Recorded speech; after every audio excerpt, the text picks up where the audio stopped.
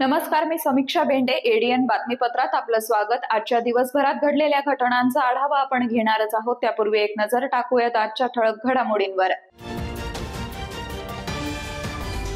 Cabinet मंत्री अतुल सावे यांचं मंत्रिपद मिळाल्यावर पहिल्यांदाच आगमन. शहरात ठिकठिकाणी जंगी स्वागत. जिल्ह्याला मिळाले 2 कॅबिनेट मंत्री, तर संभाजीनगर पालकमंत्री मीच होणार असल्याचा संजय शिरसाट यांचा दावा. आता पाहूयात सविस्तर बातम्या. मंत्रिपदाची शपथ घेतल्यानंतर कॅबिनेट मंत्री अतुल सावे यांचं छत्रपती संभाजीनगरमध्ये पहिल्यांदाच आगमन झालं. यावेळी भारतीय जनता पक्षाच्या कार्यकर्त्यांच्या वतीनं त्यांचं जंगी स्वागत करण्यात आलंय. ढोल ताशा व फटाके वाजवत जल्लोषात त्यांचं स्वागत करण्यात आलं. पूर्व मतदारसंघाचे आमदार अतुल सावे यांनी कॅबिनेट मंत्री पदाची शपथ घेतल्यानंतर त्यांना इतर मागास, बहुजन कल्याण, दुग्ध विकास व अपारंपरिक ऊर्जा विभागांचं मंत्रिपद देण्यात आलं आहे. कॅबिनेट मंत्रिपदी विराजमान झाल्यानंतर ते शहरात आले असता त्यांचं शहर आणि जिल्ह्यात जंगी स्वागत करण्यात आलं. Harsul T point, Harsul Mayur park, हडको परिसर, सिडको परिसर, आंबेडकर चौक, रिलायन्स पेट्रोल पंप, काळा गणपती, 7 हिल, आकाशवाणी, सिंचन भवन, क्रांती चौक, नूतन कॉलनी, पैठण गेट, गुलमंडी, मछली कडक आदी ठिकाणी त्यांचं भव्य स्वागत करण्यात आलं. भारतीय जनता पक्ष, महायुती आणि जवळपास सर्वच पक्षाच्या नेत्यांनी अतुल सावे यांचं स्वागत केलं. दरम्यान दुपारी राजा बाजार येथील संस्थान गणपती इथं महाआरती करण्यात आली. यावेळी अतुल सावे यांनी सर्वांचे आभार मानले. दरम्यान राज्य मंत्रिमंडळाचं खाते वाटप बारकाईनं पाहिल्यास त्यात भाजपचे मंत्री गिरीश महाजन आणि राधाकृष्ण विखे पाटील यांचं वजन घटल्याचं दिसतंय. जलसंपदा विभागानं 2 तुकडे करून ते या दोघांकडे देण्यात आले आहेत. महाजन यांच्याकडे जलसंपदा विभाग विदर्भ, तापी, तर विखे यांच्याकडे जलसंपदा गोदावरी व कृष्णा खोरे अशी जबाबदारी देण्यात आलेली आहे. दुसरीकडे भाजपचे संभाजीनगरातील मंत्री अतुल सावे हे या मंत्रिमंडळात हेवीवेट मंत्री ठरले आहेत. त्यांच्याकडे ओबीसी विकास खात्यासोबत दुग्ध व्यवसाय विभागाची जबाबदारी सोपवण्यात आली आहे. पंकजा मुंडे यांच्याकडे पर्यावरण विभाग देण्यात आलेला आहे. त्यांच्या तुलनेत धनंजय मुंडे यांना अन्न व नागरी पुरवठा हे अधिक महत्त्वाचं खातं मिळालंय. त्यामुळे एकूणच छत्रपती संभाजीनगर जिल्ह्याला मानाचं स्थान मिळालं आहे. त्यानंतर आता जिल्ह्याचे पालकमंत्रीपद कुणाकडे जातं याकडे जिल्ह्याचं लक्ष आहे. मी तिसऱ्यांदा आमदार म्हणून निवडून आलो आणि एक हिंदू आमदार म्हणून या शहरातून तिसऱ्यांदा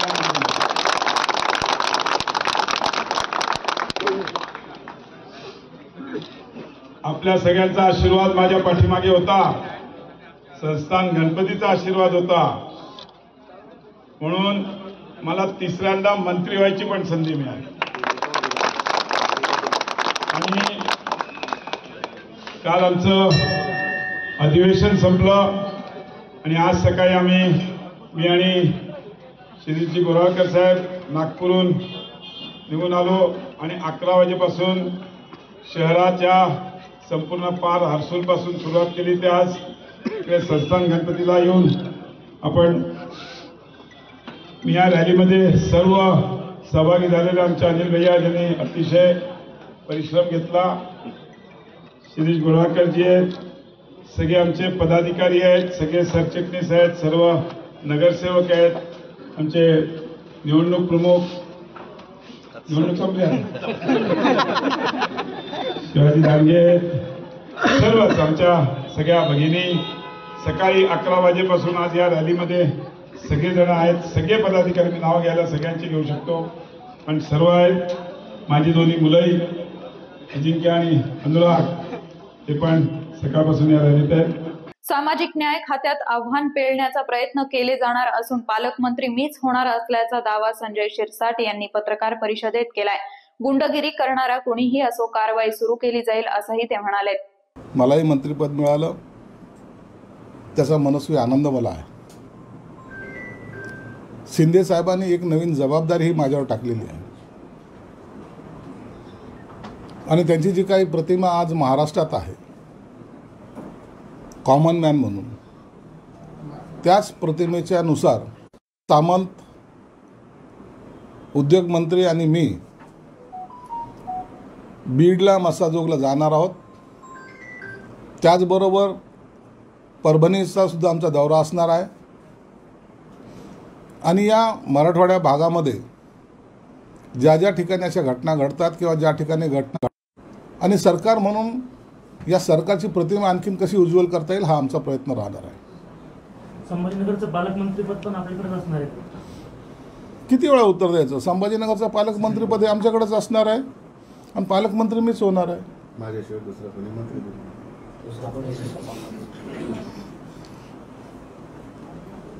या शहरामध्ये अनेक इन्व्हेस्टमेंट होत आहेत. अशा वेळेला जे इन्व्हेस्ट करणारे आहेत त्यांना एक पोषक वातावरण तयार करण्याचं काम आपण केलं पाहिजे आणि ते वातावरण तयार करण्याचं काम आम्ही निश्चित करणार आहोत. जमीन बाळगण्याच्या प्रकरणात तुमच्या पक्षाचे जर असले तरी त्यांच्यावर तेवढीच कारवाई मला तातडीनं 1 महिनाभरामध्ये याचा तुम्हाला प्रत्यय येईल. जुन्या प्रकरणाच्या चौकशाच्या सगळ्या प्रकरणं, सर्व प्रकरणं. हे जीवन प्राधिकरण नाहीचं सध्या वाद चालू आहे पाण्याच्या पाईपलाईन संदर्भात. काय याच्यावर तोडगा काढला जाणार आहे? जीवन प्राधिकरण खाते मिळेल त्यात आम्ही निश्चित चांगलं काम करून दाखवणार आहोत आणि जेवढं जास्त काम करता येईल, कारण की मुख्यमंत्री देवेंद्र फडणवीस असतील, शिंदेसाहेब असतील, या सर्व ज्याचा परफॉर्मन्स चांगला नसेल त्याला 6 महिन्यात असेल, वर्षभरात असेल, त्याचे खाते काय त्याला मंत्रिपदावरून काढलं जाईल. केंद्रीय गृहमंत्री अमित शहा यांनी डॉक्टर बाबासाहेब आंबेडकर यांच्याबाबत केलेल्या वक्तव्याच्या विरोधात 24 डिसेंबर रोजी महात्मा फुले पुतळ्यापासून जिल्हा अधिकारी कार्यालयावर मोर्चा काढून निवेदन सादर करणार असल्याची माहिती खासदार कल्याण काळे यांनी पत्रकार परिषदेत दिली आहे. संविधानाच्या प्रती भावना चांगल्या ठेवाव्या एवढ्या भावनेतून आम्ही शेवटी त्यांनी ते केलं नाही. आम्ही आज आपल्याला हे सांगायला मुद्दाम बोलवलं की आम्ही बीजेपीच्या या मात्र संस्थेचा आणि या मंडळीचा आम्हाला आजचा नवीन इतिहास आम्हाला काही पाहायला मिळालेला नाही आहे, जुनाच आहे. त्यांना हे समता बंधुता हे काही मान्य नाही. त्यांना वेगळ्या पद्धतीचा हुकुमशाहीकडे घेऊन चालायची वाटचाल या निमित्ताने करायची असल्यामुळे त्यांना वेगळ्या पद्धतीने जायचं आहे. म्हणून आम्ही या ठिकाणी परमपूज्य डॉक्टर बाबासाहेब आंबेडकरांचा जो आपल्या देशाचे गृहमंत्री अमित शहा साहेबांनी अपमान केला त्याबद्दल त्यांनी तात्काळ राजीनामा द्यावा, पंतप्रधानांनी त्यांचा राजीनामा घ्यावा, ही मागणी करण्यासाठी खऱ्या अर्थाने आम्ही ठाम आहोत. जोपर्यंत ते राजीनामा देत नाही तोपर्यंत आमचं विरोध आणि प्रदर्शन यांच्या विरोधात चालूच राहणार.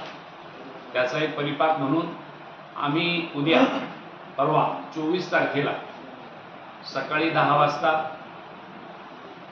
महात्मा ज्योतिबा फुले यांच्या पुतळ्याजवळ परमपूज्य डॉक्टर बाबासाहेब आंबेडकरांच्या पुतळ्याला आणि ज्योतिबांच्या पुतळ्याला हार अर्पण करून जिल्हाधिकारी कार्यालयावर एक मोर्चा काढणार आहोत आणि तो मोर्चा सकाळी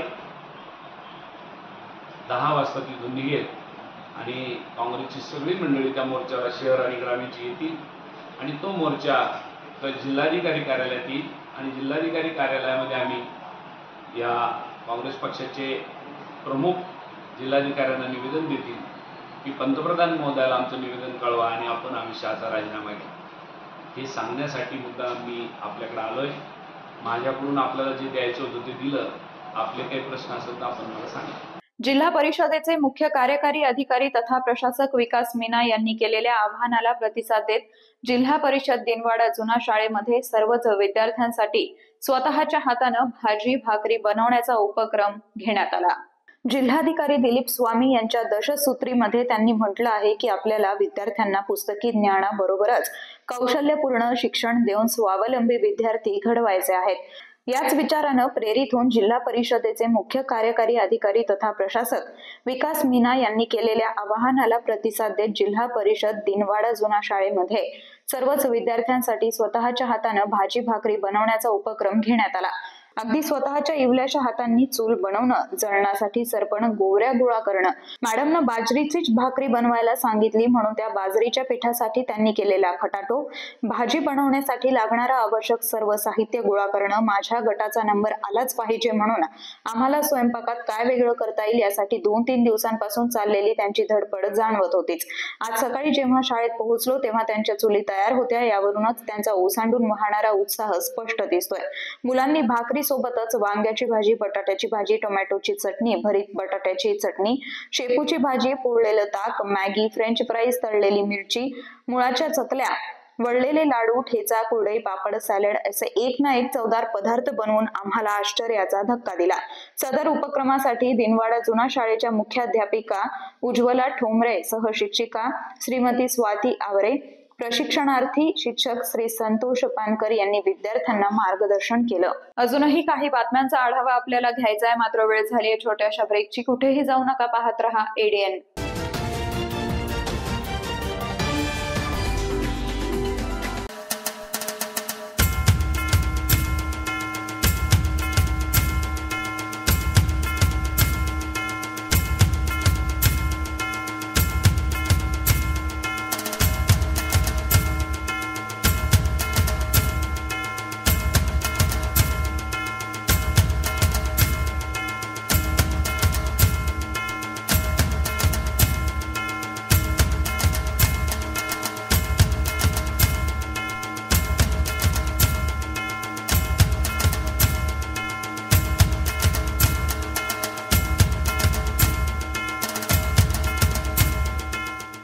अनेकांच्या मनात स्वप्न असते की देशाची सेवा करायची, परंतु काही लोकच योग्य प्रशिक्षण घेऊन ते वास्तवात पूर्ण करतात. वास्तविक सैनिक बनणे सोपं काम नाही, कारण प्रशिक्षणाच्या मैदानापासून ते युद्धाच्या रणांगणापर्यंत प्रत्येक क्षण संघर्षमय असतो.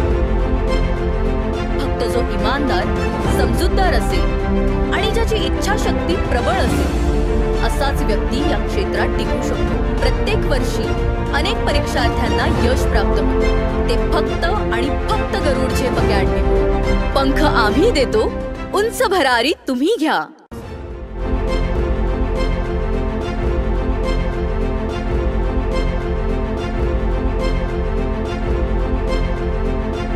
बॉस बिगेस्ट ओला सीजन सेल. खरीदिए ओला S Puri range per.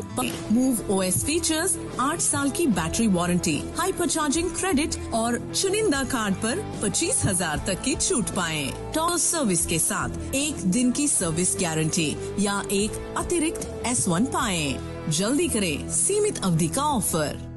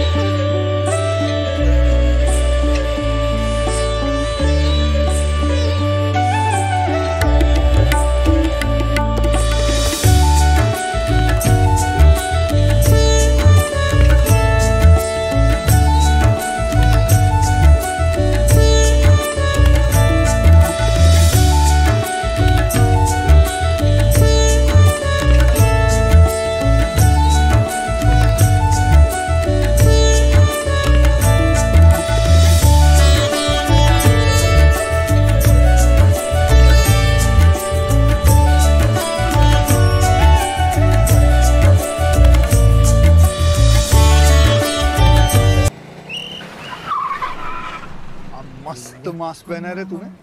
Thank you sir.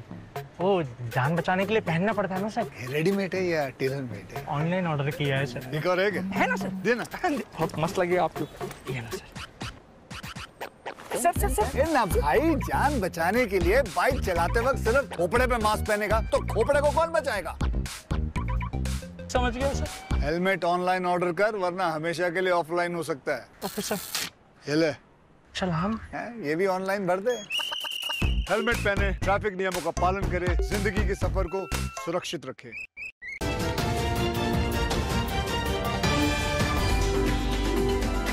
Break नंतर आपलं स्वागत. विभागीय क्रीडा विभागाच्या खात्यातून तब्बल 21,59 लाख रुपयांचा ऑनलाईन अपहार झाल्याची घटना उघडकीस आली असून सदर प्रकरणी आर्थिक गुन्हे शाखेनं दोघांना ताब्यात घेतलं असल्याची माहिती समोर आली आहे। विभागीय क्रीडा संकुल समितीच्या बँक खात्यात स्वतःचा मोबाईलवर नेट बँकिंग सुरू करून अवघ्या 6 महिन्यांमध्ये तब्बल 21,59,38,287 रुपयांचा घोटाळा केल्याची बाब उघडकीस आली आहे। सदर घोटाळा उघडकीस आल्यामुळे एकच खळबळ उडाली आहे। मागील 6 महिन्यांमध्ये विभागीय क्रीडा संकुलाकडे लक्षच दिलं नाही, त्यामुळे सरकारी कामकाजावर पुन्हा एकदा प्रश्न निर्माण होत आहे। सदर घोटाळा संगणक ऑपरेटर लिपिकानं केला असल्याचं म्हटलं जात असलं तरी यामध्ये वरिष्ठ अधिकाऱ्यांचा सहभाग असल्याचं देखील म्हटलं जात आहे। सदर प्रकरणी जवाहरनगर पोलीस ठाण्यात गुन्हा दाखल करण्यात आला असून प्रकरणाचा अधिक तपास आर्थिक गुन्हे शाखा करत आहे। दरम्यान रविवारी आर्थिक गुन्हे शाखेनं सदर घोटाळ्याच्या प्रकरणांमध्ये दोघांना ताब्यात घेतलं असल्याची माहिती देखील समोर आली आहे।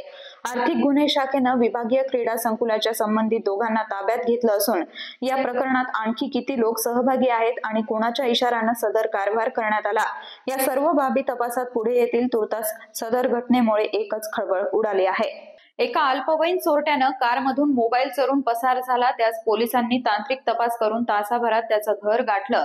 त्याच्या घरी जाऊन त्याच्या आईला घटनेची माहिती देत त्यास पोलीस स्टेशनमध्ये चौकशीसाठी हजर करण्याच्या सूचना देत सदर प्रकरणाचा छडा अगदी काही मिनिटातच लावण्यात जवाहरनगर पोलिसांना यश मिळालंय। जवाहरनगर पोलीस ठाण्याच्या हद्दीमध्ये कार पार्क करून कारमध्ये चार्जिंगला लावलेला मोबाईल एका चोरट्यानं चोरून नेल्याची घटना सदर प्रकरण जवाहरनगर पोलीस ठाण्यात गुन्हा दाखल होताच पोलिसांनी तांत्रिक तपासाच्या आधारावर सदर चोरट्याचा माग काढून त्याच्या घरी धडकले। त्याच्या घरी जाऊन तो चोरटा अल्पवयीन असल्यानं त्याच्या आईला त्यास घेऊन पोलीस ठाण्यात हजर होण्याच्या सूचना दिल्या। त्यानंतर या चोरट्याचा रेकॉर्ड तपासला असता त्या चोरट्यावर उस्मानपुरा, सातारा, वेदांतनगर, जवाहरनगर अशा विविध पोलीस ठाण्यांमध्ये 6 गुन्हे दाखल असल्याची बाब समोर आली आहे। मात्र पोलिसांनी चोरीची घटना घडल्यानंतर तासाभराच्या आत चोरट्याचा माग काढून प्रकरण उघडकीस आणलंय। नाताळ आणि नवीन वर्षाच्या अनुषंगानं अनधिकृतरित्या विक्रीसाठी विदेशी दारूचा साठा केल्याप्रकरणी एकास राज्य उत्पादन शुल्क विभागानं अटक करून त्याच्या जवळील सुमारे 73,000 रुपयांची विदेशी दारू जप्त केली आहे। सुरेश बाबूलाल जयस्वाल असं आरोपीचं नाव असून त्यानं हर्सूल परिसरामध्ये त्याच्या राहत्या घरी आणि एका दुकानांमध्ये विदेशी दारूचा साठा केला होता। सदर प्रकरणाची माहिती मिळाल्यावर राज्य उत्पादन शुल्क विभागाच्या पथकानं त्याच्या घरी छापा मारत विदेशी दारूचा साठा जप्त केलाय। त्याच्या ताब्यात McDowell whisky, Officers Choice, Imperial Blue, Royal Stag whisky अशा विविध विदेशी दारूच्या आणि देशी दारूच्या बाटल्यांचा साठा मिळून आला। सदर प्रकरणी पथकानं 73,530 रुपयांची दारू जप्त केली असून पुढील तपास करीत आहेत। आरोपीनं नाताळ आणि नवीन वर्षाच्या निमित्तानं जास्त दरानं विक्रीसाठी दारूचा साठा केला असल्याची माहिती समोर येत आहे।